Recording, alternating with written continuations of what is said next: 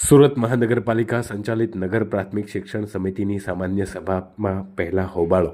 કચેરીએ આમ આદમી પાર્ટી દ્વારા દેખાવ અને વિરોધ નોંધાયો. હાથમાં પ્લેકાર્ડ સાથે ભારે સૂત્રોચ્ચાર કરાયા. શાળામાં બાળકોને અભ્યાસ કરાવતા શિક્ષકોને બીએલઓ તરીકે જવાબદારી સોંપવામાં આવતા વિરોધ. શિક્ષકોને બીએલઓ તરીકેની જવાબદારી સોંપવામાં આવતા બાળકોના અભ્યાસ પર માઠી અસર. શિક્ષકોનું સ્થાન ક્લાસમાંના સૂત્રોચ્ચાર સાથે નારાબાજી સાથે વિરોધ નોંધાવાયો.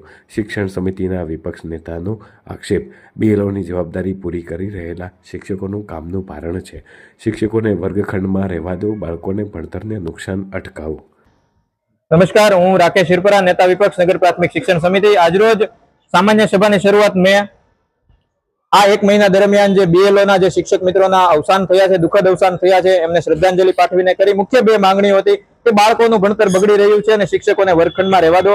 કોરોનામાં ઓલરેડી બાળકોના 2 વર્ષ બરબાદ થયા છે અને આ 1 વર્ષ ઓલરેડી બરબાદ થવા તરફ જઈ રહ્યું છે. હજી 2 મહિના છે. શિક્ષકોને જો છૂટા કરી દો બીએલઓની કામગીરીમાંથી તો હજી આ વર્ષ શિક્ષકો બચાવી લે એવા શિક્ષકોમાં ક્ષમતા છે. સરની કામગીરીનું સમર્થન અમે પણ કરી રહ્યા છીએ. અમારા કાર્યકર્તાઓ ઘરે ઘરે જઈને આ પ્રક્રિયામાં સહકાર આપી રહ્યા છે. પણ શિક્ષકોને આ કામગીરીમાંથી છૂટા કરો. સરકારના બીજા વિભાગના કર્મચારીઓને આમાં લગાવો. ગુજરાતના લાખો બાળકોનું ભણતર ખરાબ થઈ રહ્યું છે.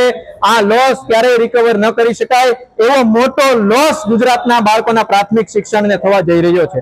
બીજું, શિક્ષકોને આપવામાં આવતો માનસિક ત્રાસ, માનસિક ટોર્ચર બંધ કરો. શિક્ષકોને અનઓફિશિયલ વોટ્સએપ મેસેજ દ્વારા એવું કહેવામાં આવી રહ્યું છે કે તમે જો શાળાએ મળશો, શાળામાં હશો, વર્ગખંડમાં હશો તો તમારા વિરુદ્ધ એક્શન લેવામાં આવશે.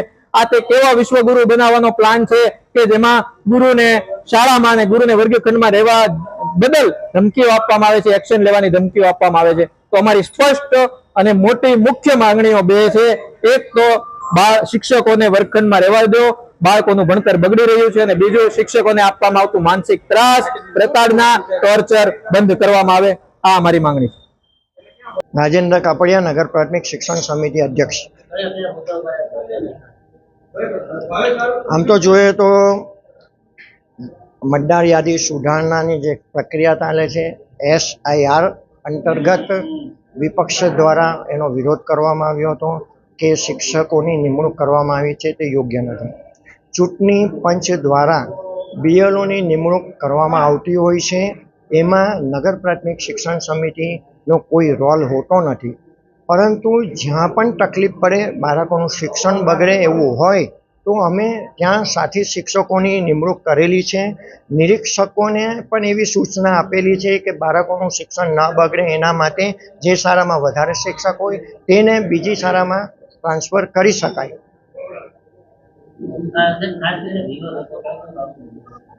શું